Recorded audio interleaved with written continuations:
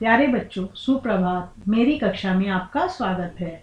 बच्चों, पिछली कक्षा में आपने पाठ 12 में खरगोश का जन्मदिन उसके मित्रों ने कैसे मनाया उसके बारे में जाना था और वचन को पढ़ा था। एक यानी एक वचन, एक से अधिक यानी बहुवचन, इसके बारे में भी हमने जाना था। बच्चों, आज हम एक और चित्र वर्णन के बारे में जानेंगे। चित्र वर्णन किसे कहते हैं? चित्र की सहायता से जो पढ़ा जाए उसको चित्र वर्णन कहते हैं। तो आइए खोलते हैं पेज नंबर 76। बच्चों, यहाँ पर एक चित्र बना हुआ है, बनाए ना? ये चित्र किसका है? ये चित्र में पार्क का सीन है। किसका सीन है? पार्क का।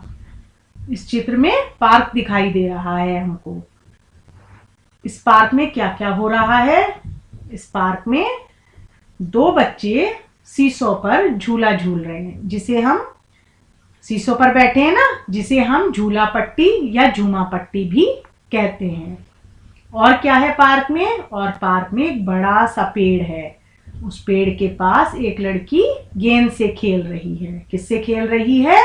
गेंद से खेल रही है। एक मुर्गा भी बैठा हुआ है। और क्या है? और तोते बैठे हुए हैं। तोते किस पर बैठे हैं? तोते डाली पर बैठे हुए हैं। कितने तोते हैं जरा गिन के बताइए?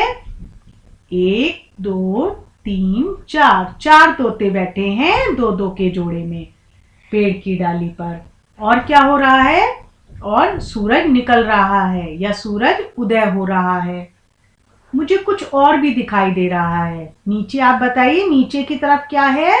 नीचे की तरफ बहुत सारे चूहे। गिन के जरा बताएं हम कितने चूहे हैं? 1 2 3 4 5, 5 चूहे क्या कर रहे हैं? 5 चूहे नीचे की तरफ खेल रहे हैं। यहाँ कुछ फूल भी दिख रहे हैं, मुझे दिख रहे हैं ना आपको? घास के साथ साथ फूल भी दिखाई दे रहे हैं। तो बच्चों, इस चित्र में आप मुझे ये बताओ कि एक वस्तु चीज कितनी है? एक मुर्गा है, बिल्कुल ठीक। सूरज भी एक है, ये भी सही है। और क्या है? एक लड़की है। गेंद भी एक ही है। और एक क्या है? और एक पेड़ है।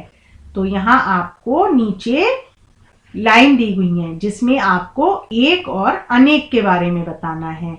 तो जो जो चीजें एक हैं, मुर्गा, सूरज, लड़की, गेंद और पेड़, ये सब एक हैं। तो यहाँ आपको एक वाली लाइन में लिखना है। और जो एक से अधिक है उसको आपको नीचे की लाइन में लिखना है, अनेक वाली में। जैसे क्या क्या है? तोते एक से अधिक हैं, अनेक हैं, तो हम यहाँ क्या लिखेंगे? तोते। और चूहे एक से अधिक है ना, तो हम यहाँ क्या लिखेंगे? चूहे। और क्या है? फूल भी एक से अधिक है, तो हम यहाँ लिखेंगे फूल। तो बच्चों, आपने यहाँ क्या सीख लिया? यहाँ आपने एक और अनेक लिखकर एक वचन और बहुवचन भी सीख लिया। अब आप पढ़ेंगे पर्यायवाची शब्द। अब आप पूछेंगे ये पर्यायवाची शब्द क्या होते हैं? तो पर्यायवाची शब्द समान अर्थ बताने वाले शब्दों को कहते हैं। किसे कहते हैं? समान अर्थ बताने वाले शब्दों को पर्यायवाची शब्द कहते हैं।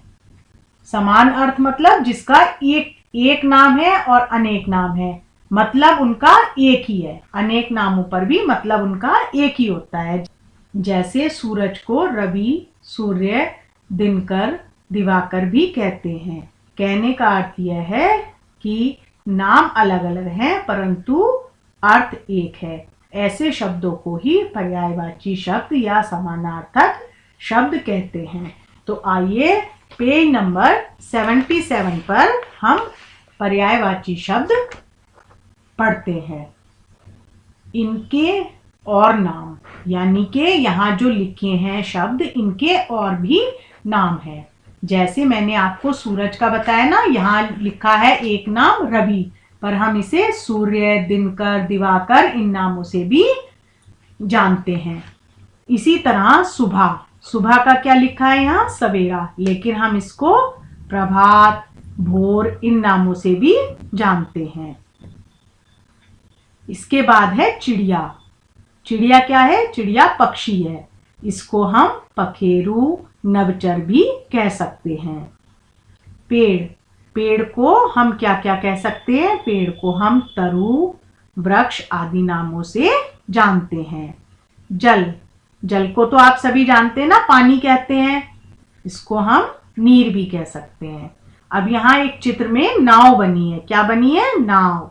नाव को हम नैया, नौका, बेड़ा या जलवाहन भी कह सकते हैं। जलवाहन क्यों कहेंगे हम इसे? क्योंकि ये जल से हमें, जल में रहती है और हमें एक तरफ से दूसरी तरफ पहुंचाने का कार्य भी करती है, इसलिए हम इसे जलवाहन भी कहते हैं। बारिश, बारिश को क्या कहते हैं? बारिश को बरसात, वर्षा के नाम से जानते हैं। पंख, पंख को हम यहाँ क्या कहेंगे? पंख को हम पर कहेंगे, पांख कहेंगे, पक्ष या पखौटा के नाम से भी जानेंगे। कुछ और शब्द हैं जिनके पर्यायवाची में आपको या अधिक नाम भी आपको मैं बता रही हूँ। गृह, गृह मीन्स घर। घर को हम सदन, भवन इन नामों से भी जानते हैं। फूल, पुष्प, सुमन, कुसुम। टहनी, टहनी को डाली, तना, उपखंड के नाम से भी जानते हैं। बदन, बदन को हम शरीर, देह, तनु, काया यह भी कह सकते हैं। किताब, किताब को क्या कहेंगे? पुस्तक, पोथी, ग्रंथ इन नामों से भी जानते हैं। चित्र, चित्र तस्वीर, फोटो, प्रतिमा इन नामों से जानेंगे। चांद, चांद को हम क्या क्या कहेंगे? चांद को हम चंदा, मयंक, सुधाकर, है ना, यह सब इस चांद के ही नाम हैं। इसी तरह गाय के नाम है गौ, धेनु, सुरभि। तो आज हमने क्या जाना? आज हमने इनके और भी नाम जाने। इसके अलावा भी मैं आपको कुछ नाम बताती हूँ। जैसे चित्र में हमारे आकाश बना है ना, तो आकाश को हम क्या कहेंगे? गगन नभ। घास बनी है तो घास को हम दूब या दुर्वा भी कहते हैं। बादल बने हैं, बादल को हम क्या कहेंगे? जलधर या मेघ इस नाम से भी जानेंगे। पशु को हम किस नाम से जान सकते हैं? जानवर, मवेशी इन नामों से जानते हैं। तो बच्चों आज हमने क्या क्या सीखा? आज हमने एक वचन और बहुवचन के बारे में जाना, जो हमने पहले भी सीखा था, और हमने सीखे पर्यायवाची शब्द। तो इन सभी शब्दों का बच्चों आपको अभ्यास करना है। किसमें करना है? अपनी नोटबुक में, और इनको याद भी करना है। तो मिलते हैं अगली कक्षा में। तब तक के लिए आप इन शब्दों को अपनी नोटबुक में लिखेंगे। धन्यवाद।